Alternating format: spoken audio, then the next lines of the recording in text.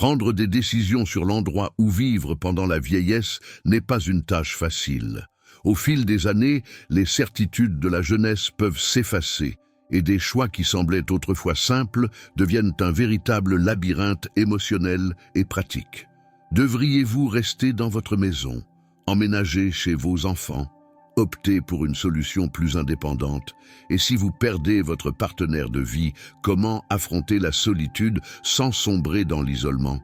Dans cette vidéo, nous explorerons 9 leçons inestimables, inspirées par la sagesse des philosophes stoïciens, pour vous aider non seulement à planifier votre avenir, mais aussi à le vivre avec sérénité, courage et but.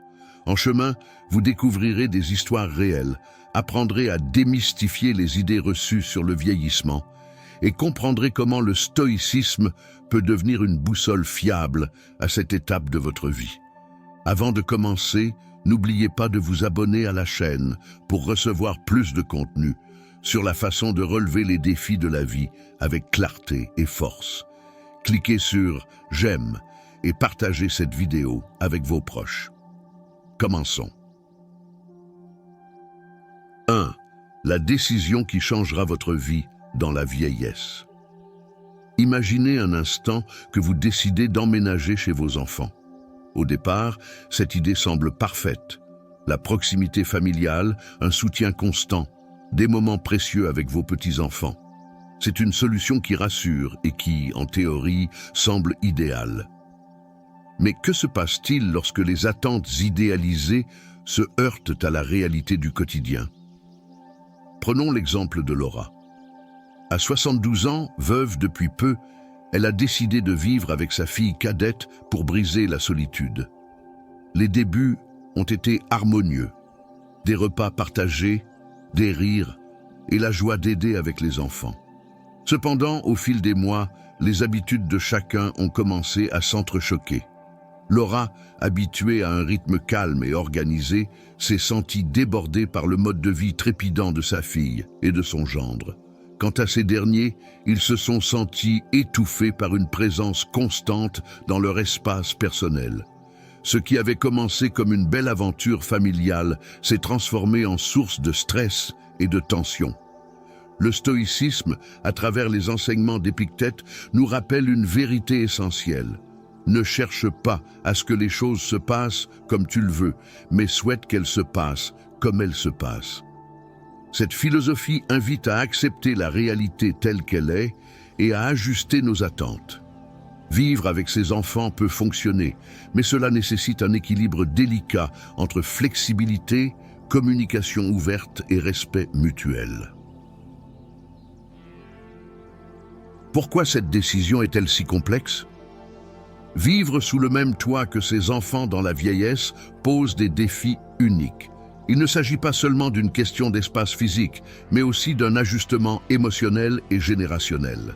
Les parents peuvent ressentir une perte d'autonomie, tandis que les enfants peuvent percevoir cette cohabitation comme une intrusion dans leur vie privée. La dynamique familiale change, souvent de manière imprévisible. Les petits désaccords, comme la gestion des tâches ménagères ou les différences dans l'éducation des petits-enfants, peuvent rapidement s'amplifier.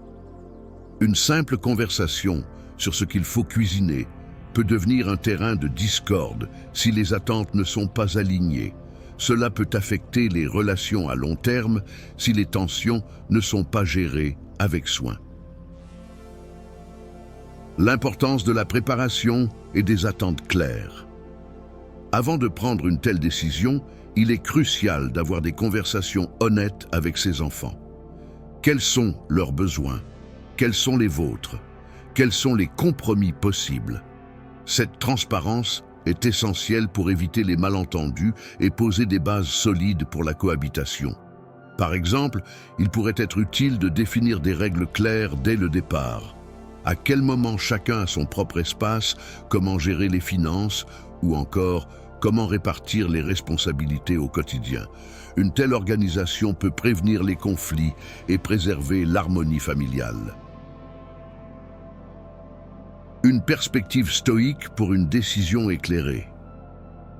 Le stoïcisme nous enseigne également que la liberté véritable vient de l'acceptation de ce qui est hors de notre contrôle. Si vivre avec vos enfants semble être la meilleure option, il est essentiel d'adopter une attitude de souplesse et de lâcher prise face aux défis. Cela vous permettra de vous concentrer sur les moments positifs, comme les souvenirs précieux que vous créez avec vos petits-enfants, plutôt que de vous attarder sur les frustrations. Conseil pratique. Si vous envisagez de vivre avec vos enfants, prenez le temps de planifier cette transition.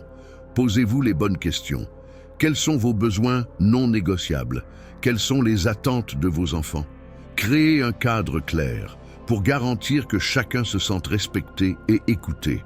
Enfin, n'oubliez pas que l'autonomie émotionnelle est aussi importante que l'autonomie physique. Même en vivant avec votre famille, trouvez des moments pour vous recentrer sur vos propres passions et intérêts. De Gabul. 2. Vivre près de vos enfants. La formule parfaite de l'équilibre. Et si vous pouviez bénéficier de la proximité de votre famille sans compromettre votre indépendance? Cette option, souvent appelée proximité sans cohabitation, est une solution que beaucoup considèrent comme idéale. Elle permet de préserver les liens familiaux tout en maintenant un espace personnel essentiel pour le bien-être. L'exemple d'Élise et Paul. Prenons l'histoire d'Élise et Paul, un couple marié depuis plus de 50 ans. Lorsque leurs enfants ont fondé leur propre foyer, ils ont décidé de vendre leur grande maison familiale pour emménager dans un appartement à proximité. Leur nouveau logement était situé à 10 minutes de marche de la maison de leur fils aîné et à 20 minutes en voiture de leur fille cadette. Ce choix leur a offert un équilibre parfait. Ils pouvaient voir leurs petits-enfants régulièrement, les accompagner à leurs activités scolaires ou simplement partager des repas en famille. Cependant, ils conservaient également leur propre routine quotidienne, ce qui leur permettait de continuer à vivre selon leur rythme. Élise aimait jardiner sur son petit balcon, tandis que Paul passait du temps à perfectionner son jeu d'échecs en ligne. Leur vie indépendante restait riche et épanouie. L'enseignement stoïque. Cette configuration reflète la sagesse de Sénèque. Plus tu te retires, plus tu es fort. Cela ne signifie pas fuir les relations, mais préserver un espace personnel qui favorise l'autonomie et la tranquillité d'esprit. La proximité avec vos enfants peut offrir un filet de sécurité émotionnelle et pratique, mais vivre séparément permet à chacun de respirer librement, évitant les frictions qui peuvent surgir d'une cohabitation permanente. Les avantages pratiques de cette solution. 1. Liberté et autonomie. Vous organisez vos journées selon vos envies. Vous pouvez choisir de passer du temps avec votre famille ou, au contraire, profiter de moments de solitude pour vous consacrer à vos passions. 2. Moins de tension. La cohabitation intergénérationnelle peut parfois engendrer des malentendus. En vivant à proximité, vous réduisez les risques de conflits liés aux différences de mode de vie. 3. Soutien accessible. En cas de besoin, vous savez que vos enfants ne sont pas loin. Cette sécurité psychologique est particulièrement précieuse dans les moments de vulnérabilité. Conseil pratique. Si vous envisagez cette option, choisissez un lieu de vie bien desservi, proche des services essentiels comme les commerces, les centres médicaux et les transports publics. Veillez également à intégrer des activités locales dans votre routine, comme rejoindre un club ou participer à des cours. Cela vous permettra de rester actif et connecté à une communauté extérieure à votre cercle familial. 3. Les maisons de retraite ne sont plus ce que vous pensez. Autrefois perçues comme des lieux de solitude et de déclin, les maisons de retraite ont considérablement évolué au fil des décennies.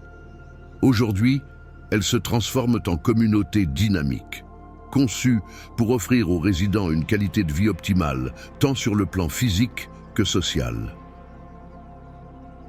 L'histoire inspirante de Marie. Marie, 76 ans, a perdu son mari après 45 ans de mariage. Bien que ses enfants lui aient proposé de venir vivre avec eux, elle a choisi une autre voie. Marie a décidé d'emménager dans une résidence pour seniors, attirée par les activités proposées et le cadre convivial. Au début, cette transition a été difficile. Marie craignait de perdre son autonomie et se demandait si elle pourrait s'intégrer dans un nouvel environnement. Cependant, elle a rapidement découvert que la résidence était bien plus qu'un simple lieu de vie. Elle s'est inscrite à des cours d'aquarelle, a rejoint un groupe de marche et a même commencé à jouer au bridge. Elle a rencontré des résidents qui partageaient ses centres d'intérêt et leur soutien mutuel a créé une véritable communauté. Marie a souvent confié à ses enfants « Ici, je me sens à nouveau vivante. Je n'ai pas seulement retrouvé des activités, mais une raison de me lever chaque matin. »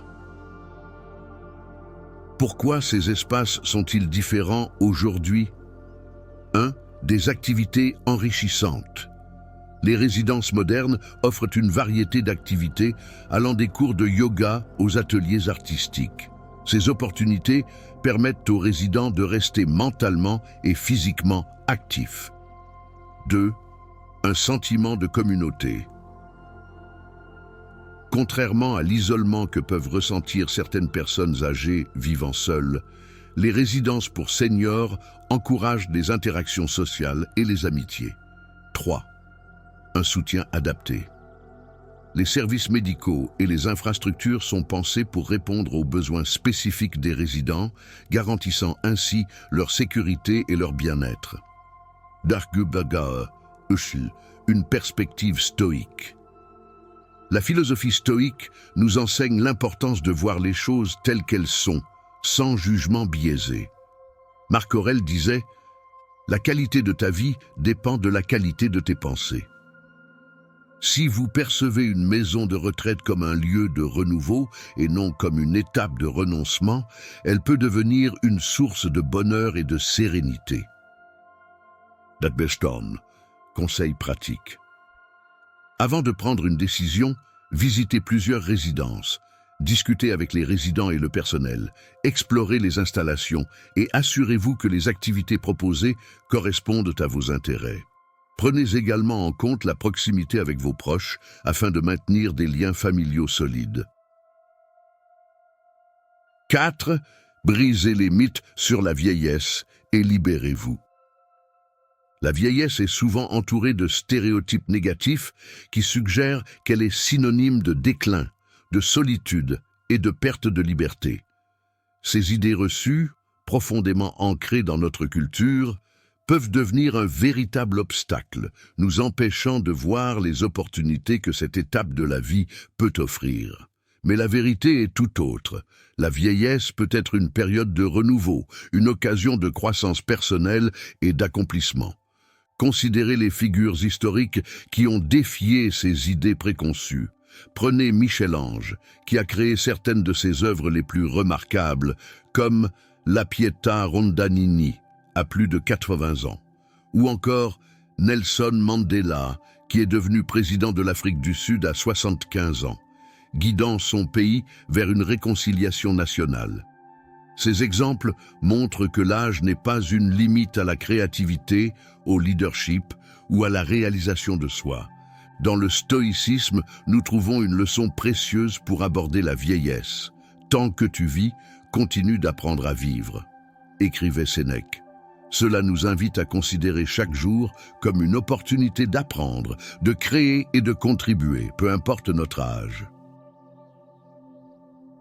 Comment briser ces mythes dans votre propre vie? Commencez par identifier les croyances limitantes que vous pourriez avoir sur le vieillissement. Craignez-vous de devenir moins pertinent ou de perdre votre indépendance?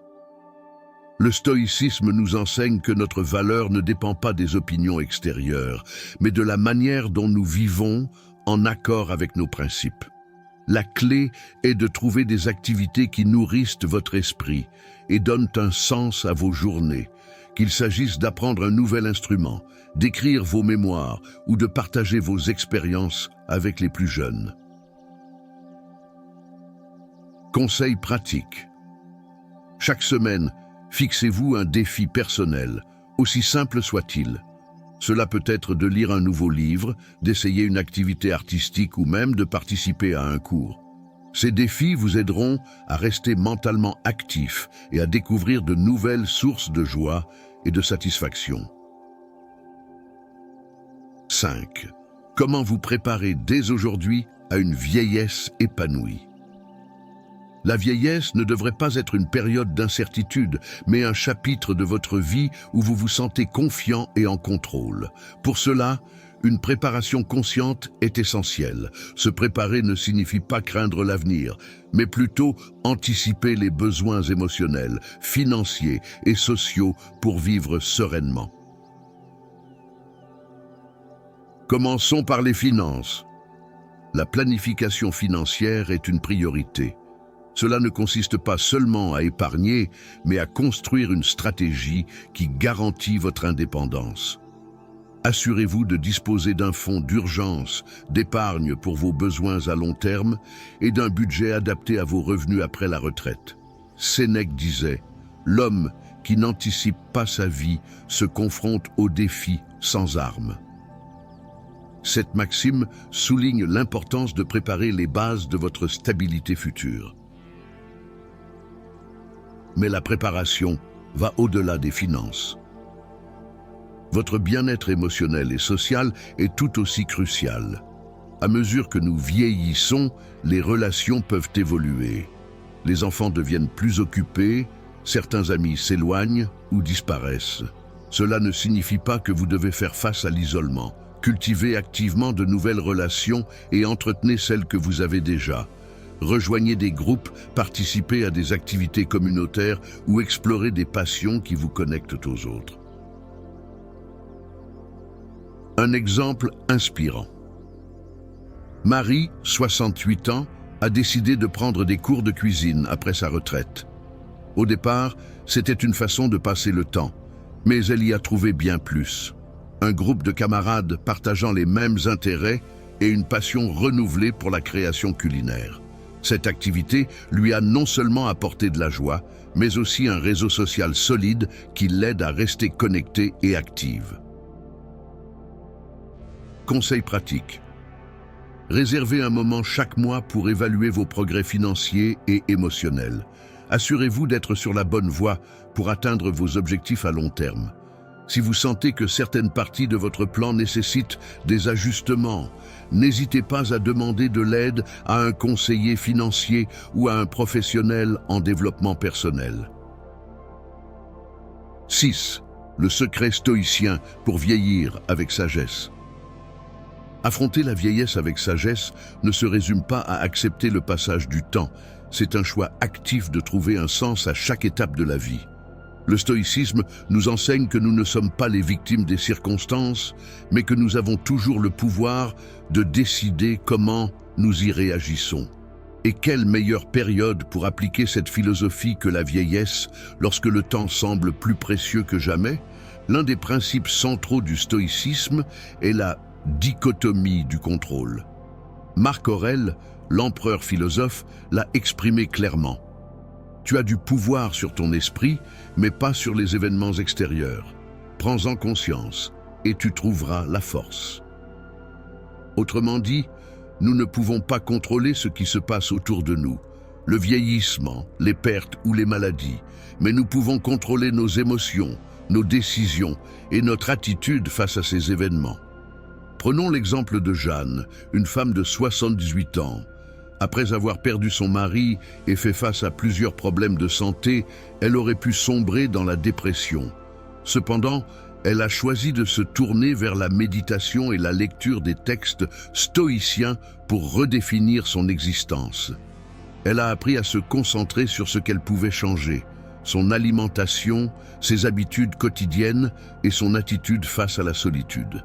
Elle dit souvent « Je ne peux pas contrôler le passé, mais je peux m'assurer que chaque journée compte. » Un autre principe clé du stoïcisme est l'importance du moment présent.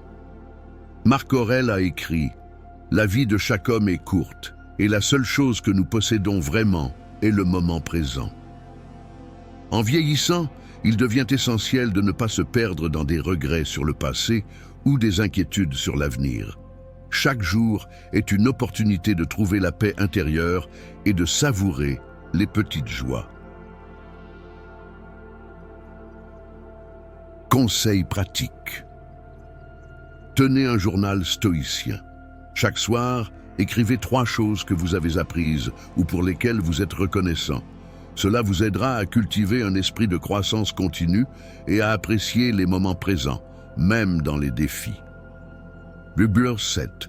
Ce qu'il ne faut jamais faire après la perte d'un être cher. Perdre un conjoint ou un partenaire est l'un des événements les plus douloureux de la vie. Cette personne qui a partagé tant de moments avec vous, dans les bons comme dans les mauvais jours, n'est plus là. Et soudain, la vie semble vide, dénuée de sens. Le deuil est inévitable, mais certaines attitudes peuvent vous emprisonner dans la douleur et empêcher votre guérison. La première erreur est de s'enfermer dans la douleur pendant trop longtemps. Il est normal de pleurer, d'être triste, même en colère. Mais lorsque la douleur devient une prison, lorsqu'elle devient une partie intégrante de votre identité, elle commence à vous détruire. Sénèque a écrit « La mort est une punition pour certains, un don pour d'autres et une faveur pour beaucoup. » Nous ne pouvons pas contrôler la mort, mais nous pouvons choisir comment vivre après elle. S'accrocher à la douleur indéfiniment ne fait qu'honorer la souffrance et non la mémoire de l'être cher. Rappelez-vous qu'il ou elle aurait voulu que vous trouviez la paix, que vous continuiez à vivre et à trouver de la joie malgré l'absence. Deuxièmement, évitez de dépendre excessivement de vos enfants. Il est naturel de rechercher le soutien de votre famille dans des moments de deuil. Vos enfants seront là pour vous et cette proximité peut être une source de réconfort inestimable. Cependant, dépendre entièrement d'eux, émotionnellement ou même physiquement, peut devenir un fardeau pour eux et, plus important encore, vous priver de l'opportunité de redécouvrir votre indépendance. Le stoïcisme valorise l'autosuffisance. Épictète disait « Personne n'est libre s'il n'est pas maître de lui-même ». C'est le moment de trouver de nouvelles façons de vivre, de réapprendre à vous connaître sans l'autre personne. Enfin, ne prenez pas de décisions précipitées sur votre avenir ou votre vie personnelle. Lorsque vous perdez quelqu'un, il est facile de sentir que la vie a perdu tout son sens. Et dans ce chaos émotionnel, vous pourriez être tenté de faire des changements radicaux, déménager, vendre votre maison ou même entamer une nouvelle relation trop rapidement. Mais ce n'est pas le moment pour des décisions hâtives. Le deuil peut obscurcir votre jugement. Au lieu d'agir sur un coup de tête, prenez le temps de réfléchir, consultez des personnes de confiance et rappelez-vous que la patience est une vertu précieuse dans les moments de transition. Conseils pratiques. Envisagez de chercher un soutien professionnel pour traverser votre deuil. Un thérapeute ou un conseiller peut vous fournir des outils pour gérer vos émotions et trouver un nouveau sens à votre vie. De plus, explorez des activités qui vous permettent de renouer avec vous-même. La méditation, les voyages ou même le bénévolat peuvent offrir une nouvelle perspective. Le Gugujutsun, se remarier, réfléchissez-y à 2 fois. L'idée de se remarier à un âge avancé peut être réconfortante, surtout si vous avez perdu un partenaire de longue date et ressentez le besoin de partager votre vie avec quelqu'un d'autre. Cependant, avant de prendre cette décision, il est crucial de réfléchir profondément aux implications émotionnelles, pratiques et philosophiques qu'un tel engagement peut entraîner. D'abord, posez-vous la question, pourquoi souhaitez-vous vous remarier ? Est-ce pour combler un vide, pour échapper à la solitude ou parce que vous êtes réellement prêt à construire une nouvelle relation basée sur des valeurs communes ? Sénèque disait « Personne ne trouve la paix chez les autres, mais en soi-même ». Cette réflexion est essentielle, car souvent, nous cherchons à compenser un manque intérieur par des solutions extérieures, alors que la véritable sérénité vient de l'acceptation de soi. Ensuite, il est important de considérer les aspects pratiques. À un certain âge, les relations ne concernent pas uniquement l'amour et la compagnie. Elles impliquent aussi des questions financières, patrimoniales et familiales. Comment cela impactera-t-il vos enfants ou vos petits-enfants? Avez-vous discuté de sujets comme les héritages ou les soins médicaux futurs avec votre potentiel, le partenaire? Ces conversations peuvent être inconfortables, mais elles sont nécessaires pour éviter des tensions ou des malentendus à l'avenir. Mais au-delà des défis, la question est aussi de savoir si vous pourriez consacrer cette période de votre vie à quelque chose d'encore plus profond. Et si, au lieu de chercher une relation, vous décidiez de vous recentrer sur vous-même, redécouvrir vos passions, voyager, écrire, peindre ou simplement savourer la liberté d'être en harmonie avec vous-même peut être une expérience extraordinairement libératrice. Prenons l'exemple de Jeanne, une femme de 68 ans qui, après le décès de son mari, a envisagé de se remarier. Après quelques mois de réflexion, elle a décidé de se lancer dans une nouvelle aventure. Elle a commencé à apprendre la photographie, une passion qu'elle avait toujours voulu explorer. Ce choix lui a permis de tisser des liens avec d'autres passionnés et de retrouver une joie qu'elle croyait perdue. Elle me confiait: « Je pensais avoir besoin de quelqu'un pour combler mon vide, mais j'ai découvert que je pouvais trouver tout ce dont j'avais besoin en moi-même. » Conseil pratique. Avant de vous engager dans un remariage, prenez le temps de vous poser les bonnes questions. Quelles sont vos motivations? Quels sont vos besoins? Et surtout, avez-vous exploré tout ce que vous pouvez faire seul pour enrichir votre vie? Parfois, c'est en cultivant la relation avec soi-même que l'on trouve la paix et la satisfaction que l'on cherchait ailleurs. Part 9. Vivre seul et être heureux, c'est possible. Vivre seul en vieillissant peut sembler intimidant pour beaucoup, mais c'est aussi une opportunité exceptionnelle de découvrir une nouvelle forme de liberté et de sérénité. Cette période de votre vie peut devenir l'une des plus riches et significatives si vous l'abordez avec intention et préparation. D'abord, il est crucial de comprendre que vivre seul ne signifie pas être isolé. C'est une chance de reprendre le contrôle total de votre temps, de votre espace et de vos priorités. Cependant, pour réussir cette transition, il faut planifier intelligemment. Assurez-vous que votre maison ou appartement est adapté à vos besoins actuels et futurs. Des aménagements simples, comme des rampes de soutien, des sols antidérapants ou des systèmes de surveillance en cas d'urgence, peuvent renforcer votre autonomie et votre sécurité. Ensuite, il est essentiel de maintenir des liens sociaux solides.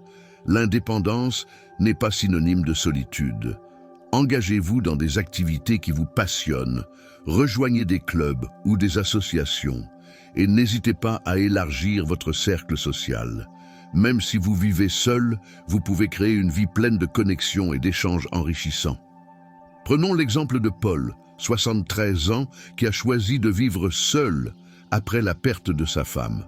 Plutôt que de s'isoler, il a décidé de rejoindre un groupe local de jardinage, une passion qu'il avait négligée pendant des années. À travers cette activité, il a non seulement renoué avec la nature, mais il a aussi trouvé un groupe d'amis partageant ses intérêts. Chaque semaine, ils se retrouvent pour échanger des astuces, partager des repas et même organiser des visites de jardins locaux. Pour Paul, ces interactions ont transformé sa vie. Je pensais que vivre seul signifiait être seul, mais c'est tout le contraire. J'ai trouvé une communauté qui me soutient et m'enrichit. Un autre aspect clé de vivre seul est de cultiver des habitudes qui nourrissent votre esprit et votre corps. Réservez du temps pour des activités qui vous apportent de la joie, qu'il s'agisse de lire, cuisiner, peindre ou simplement de méditer. Ces moments de solitude active sont essentiels pour maintenir une santé mentale et émotionnelle solide. Enfin, rappelez-vous que vivre seul peut aussi être l'occasion de vous réinventer. Peut-être avez-vous des rêves ou des projets que vous n'avez jamais poursuivis parce que la vie était trop occupée. La retraite est un moment idéal pour explorer ces aspirations et leur donner vie. Conseil pratique. Prenez chaque jour comme une opportunité de vous rapprocher de vos passions et de vos objectifs. Créez une routine qui inclut à la fois des moments pour vous-même et des moments de connexion avec les autres. Investissez dans des petites joies quotidiennes qui rendent chaque journée significative. Vivre seul n'est pas un défi insurmontable, mais une opportunité précieuse de redéfinir votre vie selon vos propres termes. Avec une planification judicieuse, des liens sociaux significatifs et une attention portée à vos passions, cette phase de votre existence peut devenir l'une des plus épanouissantes. Comme Sénèque le disait si bien, la vie n'est pas courte, mais nous la rendons courte lorsque nous nous distrayons de l'essentiel. Profitez de cette période pour recentrer votre attention sur ce qui compte vraiment et pour bâtir une vie qui vous inspire chaque jour. Et vous, comment imaginez-vous vivre cette phase de votre vie? Partagez vos réflexions et expériences dans les commentaires. Votre histoire pourrait inspirer quelqu'un d'autre à embrasser pleinement cette étape.